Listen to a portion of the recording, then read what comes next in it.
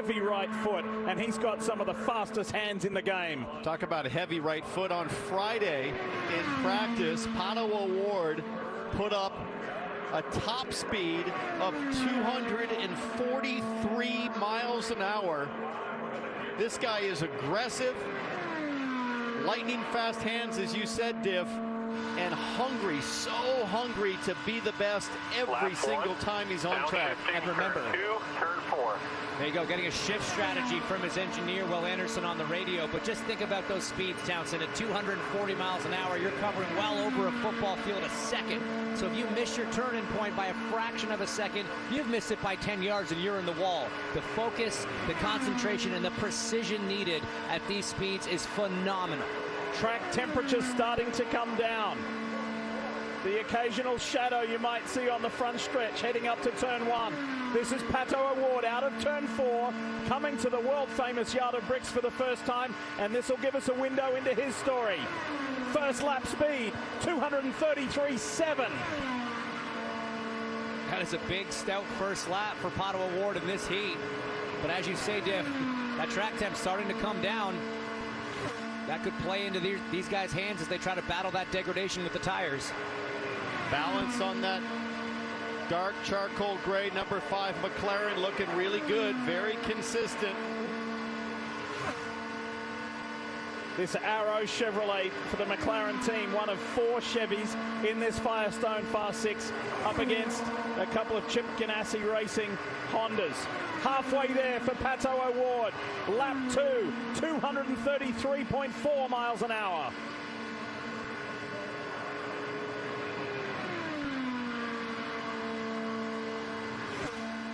Every inch of road, Townsend, you see him even hitting that little bump on the exit of 2 where the access road is. Watching closely for any sign of an imbalance.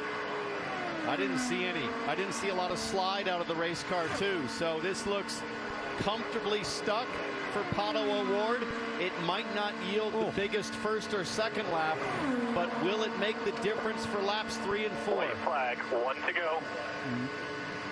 Just goes under the 233 mile an hour mark to 232.9, regardless of where he is at. Even if he finishes 6th in this Firestone Fast6, it will be a career high starting spot in the Indianapolis 500 for Pato O'Ward. 2 corners to go. Really maximizing all the track distance all the way to the wall on entry, and then using everything on exit. Almost a little high there. But it looks as comfortable as it can at 233 miles an hour. Tracks all the way out to the wall at 4, and Diff, will this be strong? Here's the marker. Good job, man. It's a good run. Yeah, here's the line in the sand. 233.1 miles an hour, the 4-lap average. So the mark is set, Marty Snyder, Steve Letarte. Let's see the other 5 do the chasing. Ever won 3 consecutive pole positions. As you've just seen with Jack Harvey, don't count anybody out until they cross that yard of bricks for the last time. We talked about proactive hands on the Jack Harvey run. You could see the most proactive, the most deliberate hand movements with this guy, Scott Dixon. 20 years of experience in IndyCar. He knows exactly what to anticipate with his hands. You hear him make the shift there. He'll come out of turn 2. You'll see the right thumb pop up on the wheel there and hit that weight jacker button. Going for that little extra speed, little less drag on the straightaway.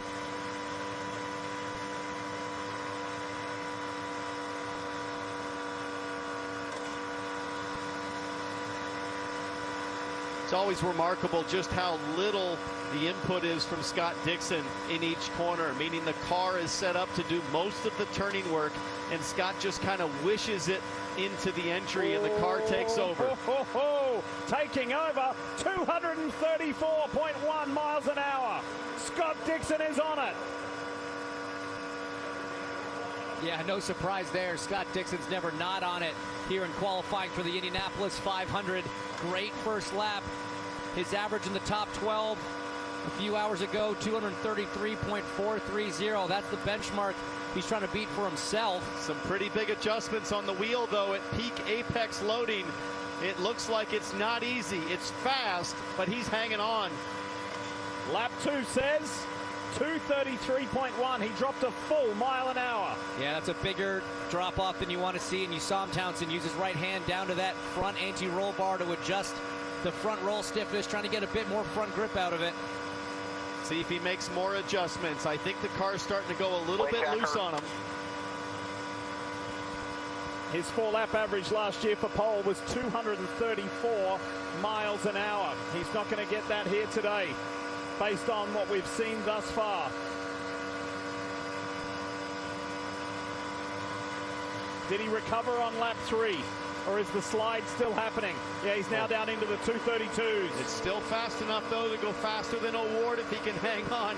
Wife Emma Dixon, she's seen this place so many times before. The drama, the pressure, and the excellence from her husband. She just saw that lap 3 speed. Don't give up yet, Em. He's still out there doing an awesome job, taking the fight to Pato Award. 4 more drivers to come in the Firestone Fast6.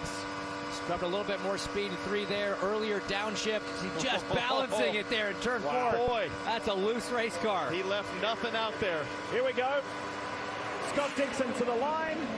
Checker, position 1. Just misses out on Pato Award. 7 thousandths of a mile an hour slower. So Award keeps the top spot. And he from his radio. All right, Alex, to get where we are now, we have to go fast. Are you ready to go really fast? Yes, sir. I'm so ready right now. Copy that. So are we. Let's get it done.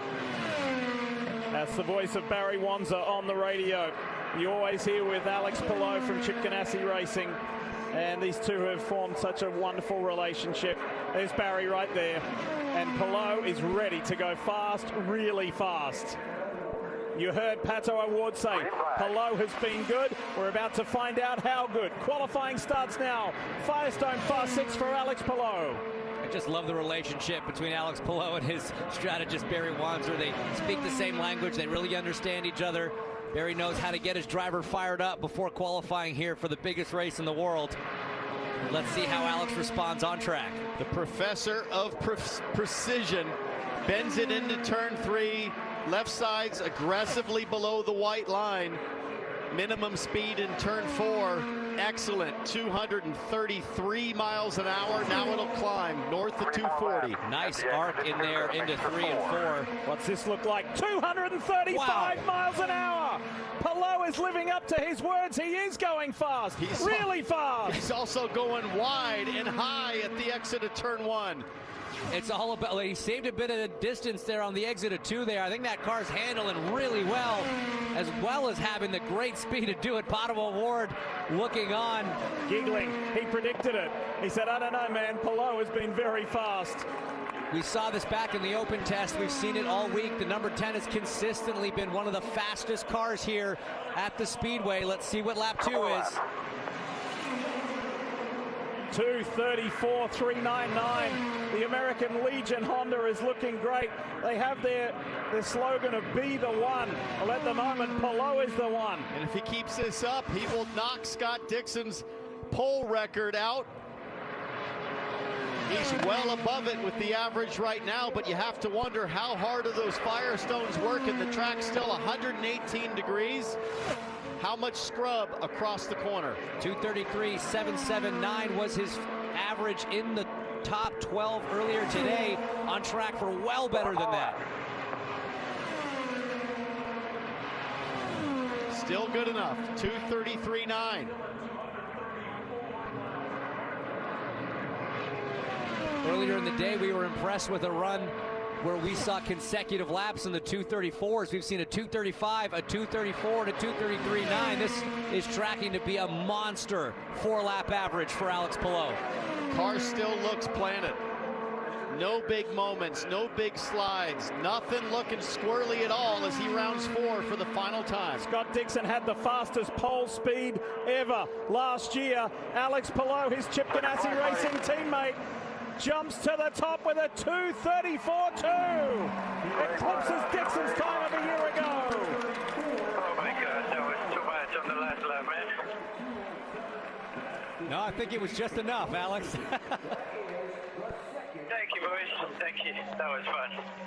Very first.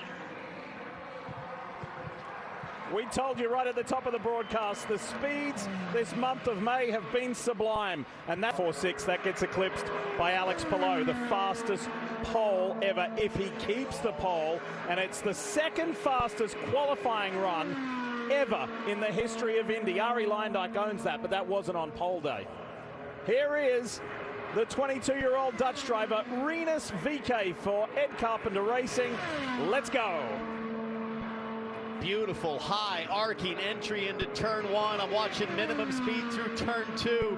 It's healthy. How about a minimum speed of 232 miles an hour through a corner? This young man loves this moment. He has been on the front row here at the Indy500 the last 2 years. Top speeds of 240 at the end of both long straightaways for Rinus VeeKay. He's got to be in the 235-mile-an-hour range to take the fight to Alex Palou. What does the story say? 235.0. VeeKay is in it. He's in the fight, not quite as quick as the first lap from Palou, but absolutely on the pace and in the conversation here. Looking very competitive, Rinus VeeKay. A very excitable personality, quite a contrast to Alex Palou, much more like Pato O'Ward. VeeKay, a fighter. Mum Evie watches on. Marine, Dad is there as well. He's never too far away, always urging on his son. Nice, smooth, hit your mark. Halfway there for the Bitnile Chevrolet. Second lap, 234.4. He is in touch with Alex Palou. That's a decent drop-off for sure. A little bit less of a drop-off than what we saw from Palou's second lap. So the consistency here is sometimes what wins you pole. It's not always the driver with that fastest first lap. The faster you go, the more you punish those Firestone tires, and you need them to hold on for all 4 laps, all 10 miles, all 16 corners. Still looking very close. Really like VeeKay's line. I mean, he uses every bit of the racetrack. Nice, smooth, hit the mark. Lap 3 says 233.9. You've got to like his consistency. He's on target to really take the fight to Palou. Oh, this is going to be so close. VeeKay now tracking slightly better. This place sometimes is too much for some drivers. This guy loves it. He revels in this moment, under this pressure and at these speeds. 1 corner to go. Rinus VeeKay bends it into 4. Just a half a straightaway to the line. Watch this, Hinch. It's VeeKay versus Palou. To the line. Is it Rinus VeeKay? No, Palou hangs on. Racing. And Felix Rosenquist to come. Let's go to the Stars and Stripes of Ferrucci. Let's do it for Supertex. AJ Foyt. Here he comes. Rookie of the Year in the Indy500 in 2019. Has been blisteringly fast this month of May. This is Santino Ferrucci. I was down in the garage area about 2 hours ago visiting with Santino, his team owner and 4-time 500 winner AJ Foyt watches on, and the energy is just busting at the seams in the AJ Foyt garages. They have worked so hard to improve their situation at Indy, and it is paying off. Ferrucci, the young American out of Connecticut, the former F1 test driver, such an excitable personality. He's absolutely loving the glory of this moment, Diff. And guess where he lives now? Texas. It's appropriate for Supertex. And this is an AJ Foyt kind of moment. Stand up and deliver. Green flag is on, and Ferrucci up near the wall. 242 miles an hour top speed into turn 1. This guy was so exciting to watch in the top 12. He had an average of 233.911.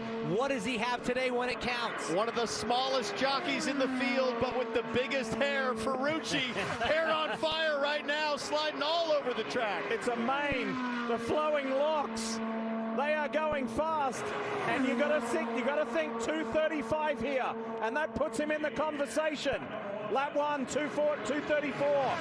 That's not going to be enough to take it to Palou and VeeKay at this point. He's trying though. Ferrucci, you can tell, working his race car. I'm sure working the controls in the cockpit. And it's so tough as a driver because you know the target you've got to beat if you want to be on pole. You saw that first lap and you think, okay, I can have literally no drop-off from now until the end of this run if I'm going to be on the front row. And that's just not practical. He's trying everything in the car to get every little ounce out of this number 14. There's Larry Foyt, son of AJ, halfway there for the Homes for Troops Chevy, and the 2-lap average for Santino Ferrucci at a 2:34.0. Not far out of touch of the top two. It doesn't look quick enough for pole, but what a success today has already been. Just to be in the Fast 6 for this team and this driver, I think it exceeded any of their expectations coming into May. I know they thought they would be strong, but think about who they've had to beat to be here.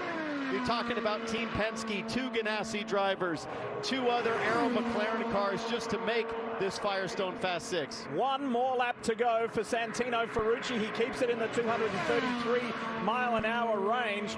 You know, this guy has never started better than 15th at the Indianapolis 500, so he's already hit a career high. And he's never finished outside the top 10, so starting from where he's going to be, that's already making his job on Sunday so much easier. He's going to probably slot in provisionally on the front row with only 1 car left to run. What a beautiful moment for 88-year-old AJ Foyt, the legend. Supertex, here comes your car, AJ, to the line here at the Brickyard. And Santino Ferrucci slots into position number 3. Great job. Wasn't it? Wasn't what we wanted. That's all right. It was a good effort. Hey, good effort by everybody. Got a good race car. It's been a great month. We'll keep it going.